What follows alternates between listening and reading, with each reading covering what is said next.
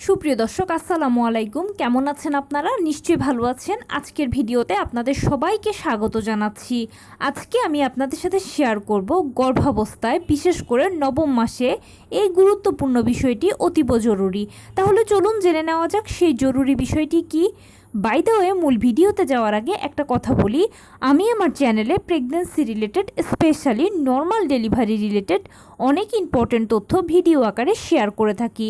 এই তথ্যগুলো আমার পার্সোনাল এক্সপেরিয়েন্স ও আমার ডক্টরের সাজেশন থেকে নেওয়া। তাই আমার চ্যানেলটিকে যদি একবার আপনারা ভিজিট করেন তাহলে আপনারা আপনাদের প্রশ্নাতীত মনের অনেক প্রশ্নের উত্তর পেয়ে যেতে পারেন। এবারে চলুন মূল আলোচনায় যাওয়া যাক।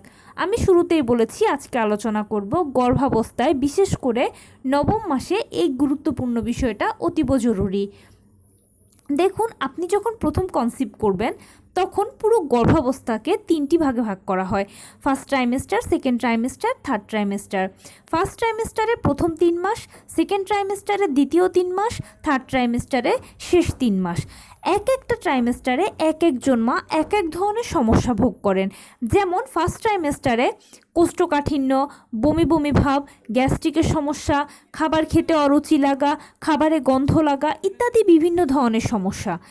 দ্বিতীয় ট্রাইমেস্টারে যখন আপনি যাবেন তখন এই সমস্যাগুলো কারো ক্ষেত্রে একেবারে চলে যায়, কারো ক্ষেত্রে কিছুটা যায়, কিছুটা থাকে, কারো ক্ষেত্রে আবার পুরোপুরি থাকে। তারপরও সেকেন্ড ট্রাইমেস্টারের আরও প্লাস সমস্যা হচ্ছে, এ সময় বাচ্চারা ধীরে ধীরে বড় হয়, সেই সাথে পেট বড় হয়, বুকে পিঠে ব্যথা করে, পাঁজরে ব্যথা করে, কোমরে ব্যথা করে, মাঝে মাঝে পেটেও ব্যথা করে। থার্ড ট্রাইমেস্টারে আপনি যখন যাবেন তখন সমস্যাগুলো আরও বেশি বেড়ে যাবে, কেননা বাচ্চা তখন আরও ভালো বড় হচ্ছে।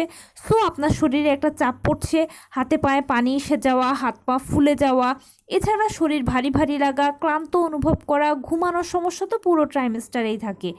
এছাড়াও যেসব মায়েরা বিভিন্ন ধরনের অন্য সমস্যায় ভোগেন, যেমন ধরুন যে ডায়াবেটিস, গলব্লাডারের সমস্যা, হাই ব্লাড প্রেশার ইত্যাদি বিভিন্ন ধরনের শারীরিক জটিলতায় ভোগেন, তাদের প্রবলেম তো আরও বেশি। তো পুরো এই 9টি মাস আপনি বিভিন্ন ধরনের সমস্যার মধ্য দিয়ে যাবেন। এই সমস্যাগুলো কিভাবে ওভারকাম করবেন সেটা নিয়ে আমরা বিভিন্ন টিপস ট্রিক্স দেই, ডাক্তাররাও বিভিন্ন সাজেশান দেয়। কিন্তু দুঃখজনক হলেও সত্য হচ্ছে যে এই সমস্যাগুলো প্রপারলি কিউরেবল নয়, কেননা আপনি তো মা, আপনাকে এগুলো ভোগ করতেই হবে। হয়তো কষ্ট কমানোর কিছু ওয়ে আছে, কিন্তু একেবারে দূর করার কোনো পথ নেই। আপনাকে এই কষ্টগুলো বহন করতে হবে পুরো 9 মাস জুড়ে, যেটা বিগত যত মানুষ মা হয়ে এসেছে সবাই এরকম হয়েছে, আপনার বেলায়ও হবে, সামনে যারা মা হবেন তাদের বেলাতেও হবে। এগুলো স্বাভাবিক ব্যাপার, স্বাভাবিকভাবে এগুলোকে মেনে নিতে হবে। তো যারা প্রথম দিকে গর্ভবতী মানে প্রথমবার মা হতে যান, তারা অনেক সময় করেন কি, ইত্যাদি বিভিন্ন বিষয়ে তাদের প্রশ্ন মনে জাগে, আর তখন এসব প্রশ্নগুলো তারা উত্তর খোঁজার চেষ্টা করেন এক্সপেরিয়েন্সড পার্সনদের মাধ্যমে। তারা বিভিন্ন এক্সপেরিয়েন্সড পার্সনদের থেকে বিভিন্ন সাজেশন নেওয়ার ব্যাপারে আপনারা জিজ্ঞেস করেন, অথবা অন্যান্য আরও বিশেষ কিছু তারা মনে যা যা আসে সেগুলোর সমাধানের চেষ্টা করেন বা জানার চেষ্টা করেন। তখন কিছু শ্রেণীর মানুষ থাকে যারা আপনাকে অরিজিনাল কথা বলবে, আবার কিছু শ্রেণীর মানুষ থাকে যারা অতিরঞ্জিত কথা বলে, মানে তিলকে তাল করা হচ্ছে যাদের স্বভাব। সমস্যা যদি এক হয় সেটাকে বাড়িয়ে তারা 10 করে। বিশেষ করে আপনি যখন নবম মাসে যাবেন এবং ডেলিভারির কাছাকাছি আসবেন, তখন আপনার মনে বিভিন্ন ধরনের প্রশ্ন ঘুরপাক খাবে, অনেক অযাচিত প্রশ্ন আপনার ঘুমকে হারাম করে দেবে। তো আপনি এ সময় মানুষ যে ভুলটা বেশি করে সেটা হচ্ছে ওই যে এক্সপেরিয়েন্সড পার্সনদের সাথে বেশি যোগাযোগ করে, কথা বলে, জানার চেষ্টা করে। যারা অরিজিনাল বলে তারা তো ঠিক আছে, কিন্তু যারা অতিরঞ্জিত বলে সেটা হয় কি যে একজন গর্ভবতীকে ঘাবড়ে দেয়। তখন ওই গর্ভবতী চিন্তা করেন যে এটা এত জটিল একটা সমস্যা, বা এটা এরকম হতে পারে, বা ওটা ওরকম হতে পারে। এসব ভেবে ভেবে হয় কি তার রাতের ঘুম হারাম হয়ে যায়, ভালোভাবে খাবার খেতে পারে না, আর মানসিকভাবে সে দুর্বল হয়ে পড়ে। আর মনটা যখন ভেঙে যায় তখন অটোমেটিক দেখা যায় যে সমস্যাগুলো বাড়তেই থাকে। এর ফলে আখেরে কারো তো কিছু হয় না, গর্ভবতীর ক্ষতি হয় আর তার বাচ্চার ক্ষতি হয়।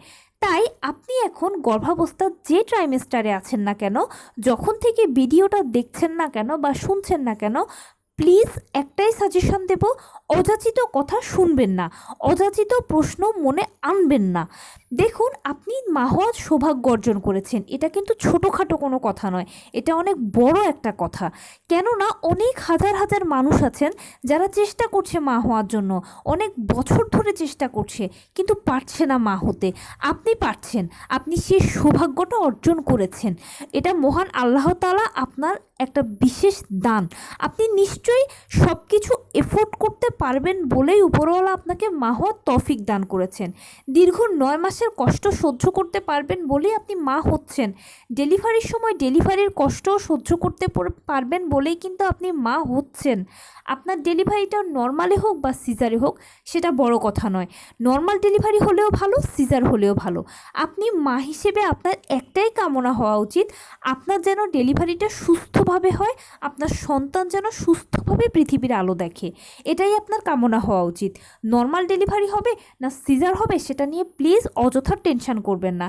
দেখুন, নর্মাল ডেলিভারি হওয়াটাও কোনো ক্রেডিটের বিষয় নয়, সিজার হওয়াটাও কিন্তু আনক্রেডিটের কোনো বিষয় নয়। এটা টোটালি হচ্ছে উপরওয়ালার সিদ্ধান্ত যে তিনি কিভাবে আপনার কোলে আপনার সন্তানকে দেবেন। আপনার যদি নর্মাল ডেলিভারি হওয়ার হয় ডেফিনেটলি আপনি সব কিছুকে এফোর্ড করতে পারবেন।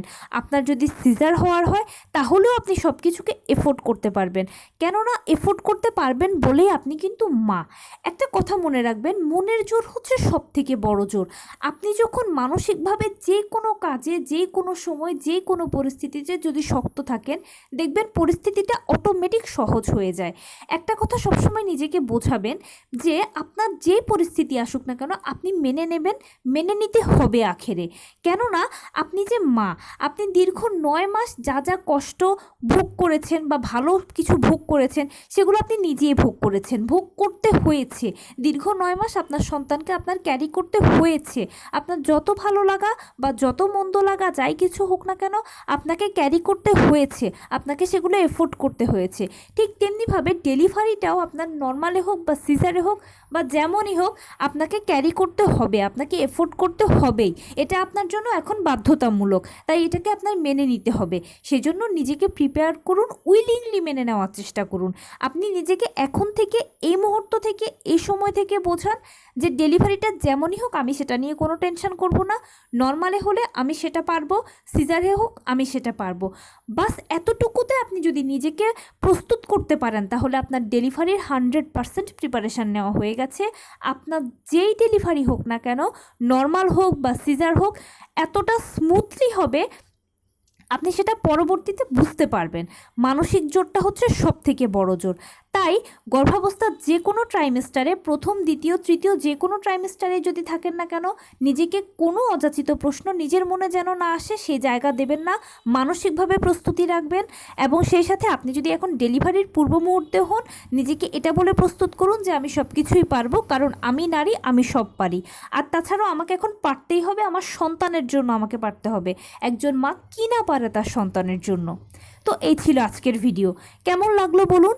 যদি ভালো লেগে থাকে ও হেল্পফুল হয়ে থাকে তাহলে প্লিজ লাইক, কমেন্ট, শেয়ার করতে একদম ভুলবেন না। আর সেই সাথে আমার চ্যানেলটিকে সাবস্ক্রাইব করার বিনীত অনুরোধ রইল। পাশে থাকা বেল আইকনটি ক্লিক করে দেবেন যেন আমি ভিডিও আপলোড করার সাথে সাথে আপনারা নোটিফিকেশান পেয়ে যান। এছাড়া আপনাদের যদি কোনো পরামর্শ থাকে যে কোন বিষয়ের উপরে ভিডিও করলে আপনাদের উপকার হবে, প্লিজ আমাকে জানাবেন। আমি আপনাদের পছন্দের 100% প্রায়োরিটি দেব। ভালো থাকবেন, সুস্থ থাকবেন। আসসালামু আলাইকুম।